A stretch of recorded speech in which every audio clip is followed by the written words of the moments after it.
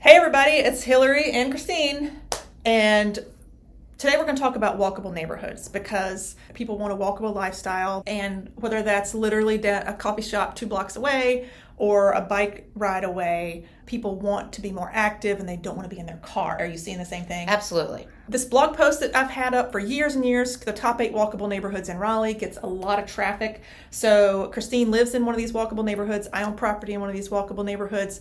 We are going to talk about the 4 less popular. So 5 Points, North Hills, downtown Raleigh, and Cameron Village. They've been around forever. I think they're very well known. But what we end up doing as agents is really helping people figure out what's the best fit for them. We're going to talk about Longview, Ridgewood, Meredith Woods, Gateway Plaza. The only feedback I've gotten, Christine, on this blog post was about Longview. They pushed back. So Longview, if you think about Raleigh at a high level, there's a belt line, there's a highway, the 440 belt line goes around Raleigh. And so a lot of these neighborhoods are inside the belt line. That's the ITB. And so Longview is out here, and it's a good 2 miles, I would say, from downtown, and it's more suburban feeling. Oh, we didn't talk about what walkable means. Oh, yeah. See, that was one comment that I was going to say. Walkability means different things to different people, right? And yes, you could walk to a coffee shop or you could be able to walk to Glenwood South. But in my opinion, walkability can also mean, can you walk your kids to school? Can you walk safely from your friend's house at 9 o'clock at night? Or just take the dog out. Could you go for a dog walk? Yeah. And when you're walking with your dog, who are you going to see? Yeah. Are you going to see 6 of your best friends? Or are you going to meet a new person? What does that mean? I've lived in Longview for probably 15 years. It's a lot more affordable than some of the other downtown neighborhoods. It has a diversity of houses. It has ranches, it has split levels, it has big, huge houses, it has new construction. When I moved to Longview, I had younger kids. And one thing that I loved is my kids could walk to high school. Enloe High School is award-winning, it's really high academically achieving high school. And we just happened to live in the neighborhood, which was great. I felt great that my kids could walk home from high school safely. Every time I walk, I see people that I know. And then what you were talking about also is the trajectory. What's coming in Longview. Right. When I first moved there, the Alamo Theater wasn't there. But now it is. A lot of people can walk to the Alamo movie theater and see a great movie. You can have a drink, you can have dinner. It's like a whole experience. But it does get hot here.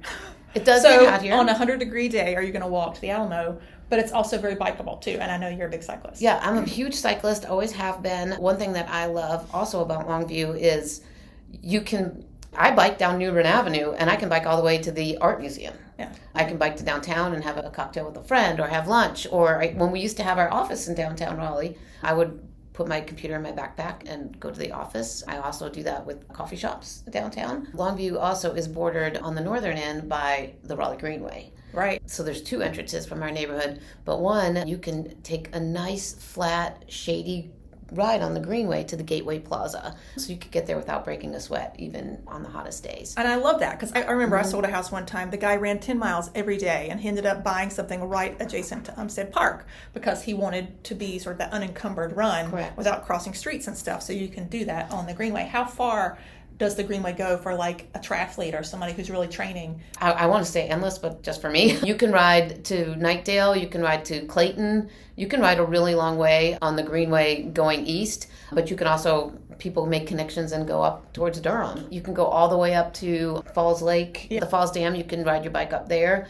You can put together different kinds of rides that are either flat or a little bit more challenging, hilly. A lot of people want this lifestyle and they want everything to be so convenient and they just don't want to be in the car. And so I think what we do is we help people who don't have the $2 million budget, who want like just a nice house close to things, and they want to be able to do something not in the car. And so what we find is that there's location, there's size, and condition of the property. And you usually can't get all 3 without the big dollar budget. And so I think it really comes down to what's important to you and where, if you really prioritize that location, well then size and condition are going to be the 2 things you might not be able to get all 3. And so that takes us to, let's go back to what you said about Ironworks and Gateway Plaza. Talking about where people want to be usually near a destination, and that's why North Hills and 5 Points and Cameron Village tend to be the more popular things in downtown.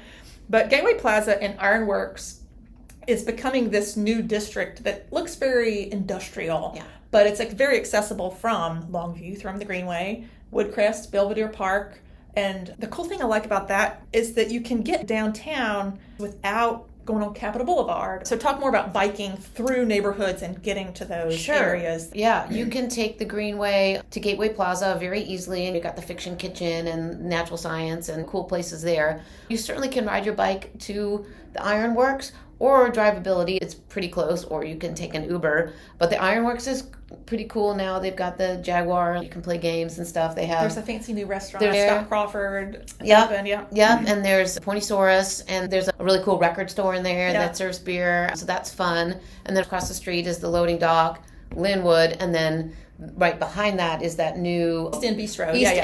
Bistro. There's a cidery there, and then there's also the brewery that has go and have their activity, and then you can go and have a coffee or an ice cream or whatever it is just in that one little area. And I think bringing that rock climbing gym from, it used to be far off Glenwood Avenue and in Durham, and I think it's in Morrisville is the other one. It's just another thing that Raleigh's really trying to give people what they need and what they want. So speaking of the Greenway, let's move along the Greenway to now, if you're looking at Raleigh like a clock, sort of the more northwest corner near the Art Museum. Mm-hmm. So Meredith Woods is right by Rex Hospital. Right. And so for the longest time, if someone, first-time home buyer, wanted to buy something, in the olden days it was $300,000. Like, you could get one of those Meredith Woods townhomes for like $250,000. Yeah. And they're older, they're built in the 70s and 80s, but you're literally right there at the Beltline. Everything inside the Beltline, you could probably get anywhere in 7 minutes.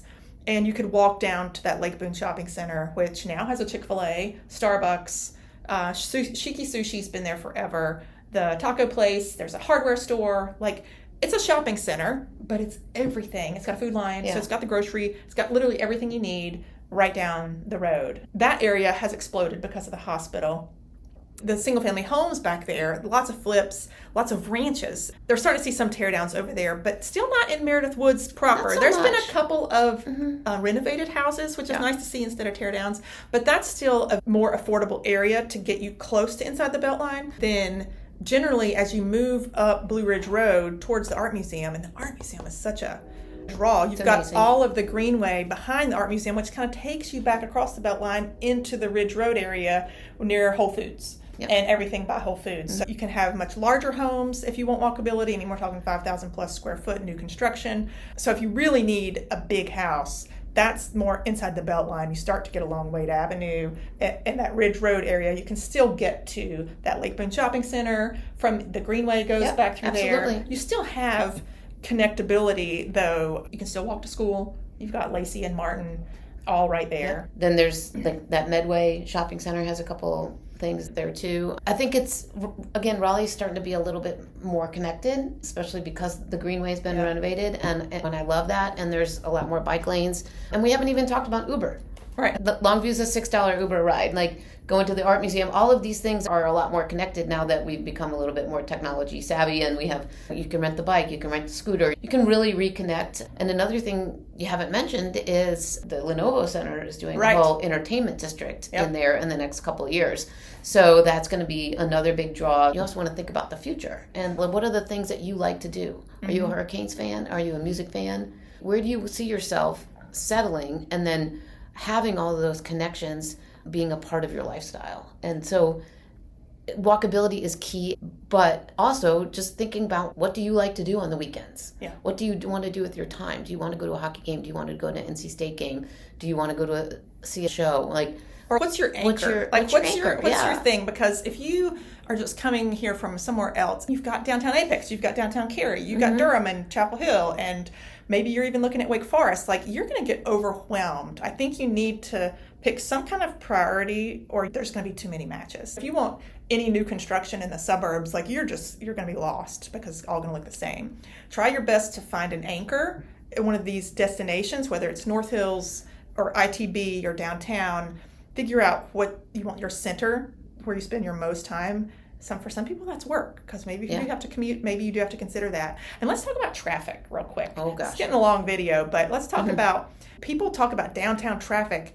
If you live inside the Beltline, you can get anywhere in 7 minutes. It's so much better than you want 540 is a nightmare. When you think about anything on the outer rims of Raleigh, all the suburbs, It's a bottleneck. So you're getting on a highway and then you're going up and there's a bottleneck. So 540 at Falls of the Neuse, 540 at Six Forks, all of those people coming from RTP, traffic, that's where traffic is. If you're downtown, now getting into and out of downtown from far out can be a bottleneck. But Wade Avenue moves so fast. Yep. Once you're going in or out, once you're on Wade Avenue, it moves pretty quick. I drive down Newbern Avenue, Edenton Street. I go straight through downtown Raleigh. Yep. Almost 3-4 times a day. From Cameron Village, Yeah. I need something because if the Ace can have limited inventory, so if I have to go to Lowe's or Home Depot, straight through downtown to Home Depot And or that's a Lowe's good and tip Garner. Yeah. for people who are looking to move to Raleigh from out of state. If you live in downtown Chicago, you're like, It's a different world. It's a totally different world. Yeah. And so just trust us when we say that. Downtown Raleigh is an adorable, like, southern charm. You can get there, you can park, you can do all these things that you want to do. And it's not intimidating. Like when you're talking about your anchor, like, what do you want to do?